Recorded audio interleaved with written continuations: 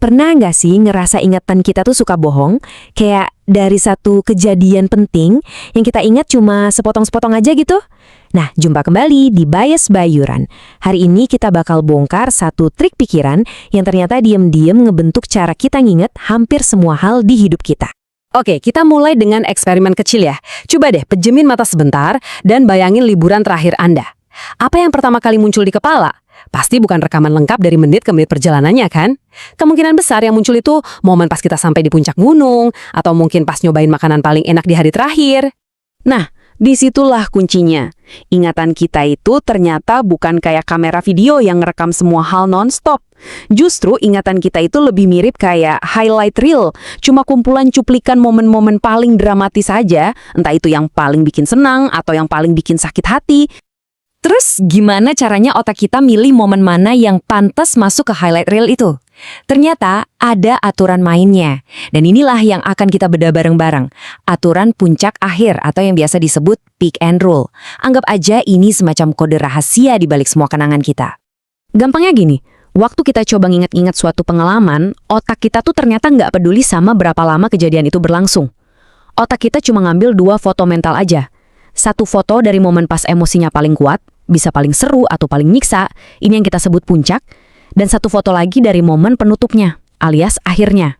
Buat ngebuktiin seberapa aneh tapi juga seberapa kuat aturan ini, yuk kita lihat eksperimen jenius dari psikolog pemenang Nobel, Daniel Kahneman.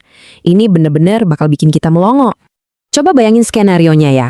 Di percobaan pertama, peserta diminta masukin tangan mereka ke air es super dingin 14 derajat Celcius selama 60 detik. Nggak nyaman banget kan? Nah, di percobaan kedua, mereka ngelakuin hal yang sama. 60 detik di air es, tapi setelah itu ada tambahan 30 detik di air yang sedikit lebih hangat, cuma naik 1 derajat jadi 15 derajat. Nah, setelah ngerasain dua-duanya, mereka ditanya, kalau harus ngulang, kamu pilih yang mana? Kalau dipikir pakai logika, percobaan kedua kan jelas lebih sengsara ya. Total durasi penderitaannya jadi 90 detik, 30 detik lebih lama dari yang pertama. Harusnya sih, hampir semua orang milih ngulang percobaan yang lebih singkat. Tapi, tebak apa yang terjadi? Hasilnya benar-benar di luar dugaan.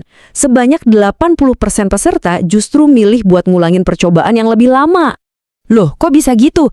Ya karena akhir yang sedikit lebih nyaman itu berhasil nipu otak mereka. Kenangan 30 detik terakhir yang rasanya agak mendingan itu seolah-olah nulis ulang memori penderitaan yang durasinya lebih panjang.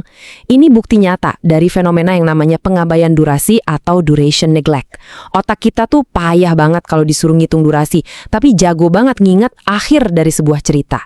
Oke, ini bukan cuma soal eksperimen aneh di lab loh. Aturan puncak akhir ini tuh senjata rahasia yang dipakai di mana-mana oleh perusahaan, desainer produk buat ngebentuk persepsi kita terhadap layanan mereka. Caranya pinter banget. Mereka bakal memetakan perjalanan pengalaman kita sebagai pengguna, terus dengan sengaja mereka ciptain puncak positif yang nggak terlupakan sambil ngeredam puncak negatif sebisa mungkin.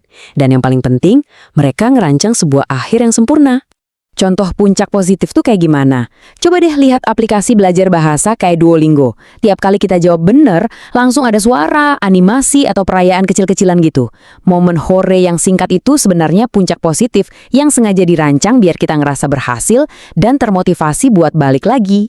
Tapi dari semua strategi itu, yang paling kuat efeknya ya bagian akhirnya. Kayak kata pepatah, kesan terakhir adalah yang paling membekas. Otak kita tuh ngasih bobot yang berlebihan banget ke momen-momen penutup sebuah pengalaman. Mau lihat contoh nyata yang kontras banget? Coba pikirin IKEA. Setelah kita keliling berjam-jam, mungkin udah agak capek dan frustrasi nyari barang, di akhir perjalanan kita dihadiahin es krim murah meriah. Pengalaman belanja pun ditutup dengan rasa manis.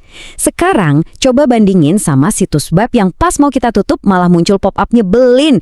Kesan terakhirnya, ganggu. Kira-kira mana yang bakal kita ingat secara lebih positif? Tapi, tunggu dulu. Apa aturan ini berlaku di semua situasi? Ternyata nggak juga. Ada titik di mana aturan sakti ini kayaknya patah dan nggak berlaku lagi. Aturan ini paling kuat efeknya untuk apa yang disebut peristiwa koheren. Maksudnya, pengalaman tunggal yang punya awal dan akhir yang jelas. Contohnya, nonton film, liburan, atau bahkan pas ke dokter gigi. Tapi buat peristiwa multi-episode yang lebih kompleks dan terpotong-potong, kayak gimana kita menilai satu hari penuh kita, nah di sini ceritanya jadi beda banget. Lihat aja data dari penelitian ini deh. Waktu orang diminta menilai hari mereka secara keseluruhan, apa sih yang paling berpengaruh? Ternyata bukan akhir harinya. Itu pengaruhnya kecil banget, cuma 5%. Yang paling nentuin dengan bobot prediksi sampai 85%, justru rata-rata perasaan mereka sepanjang hari itu. Jadi, ini poin kuncinya. Untuk sebuah pengalaman tunggal yang utuh, otak kita tuh bertindak kayak pendongeng yang terobsesi sama puncak cerita dan akhirannya.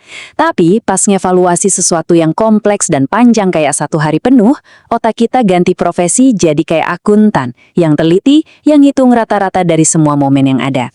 Nah, sekarang kita udah ngerti cara kerja aturan ini, kekuatannya, dan juga batasannya. Pertanyaannya sekarang kembali ke Anda, baik itu dalam pekerjaan, dalam interaksi sosial, atau bahkan cara Anda ngerencanain liburan berikutnya, gimana caranya Anda akan merancang sebuah akhir yang lebih baik dan lebih berkesan.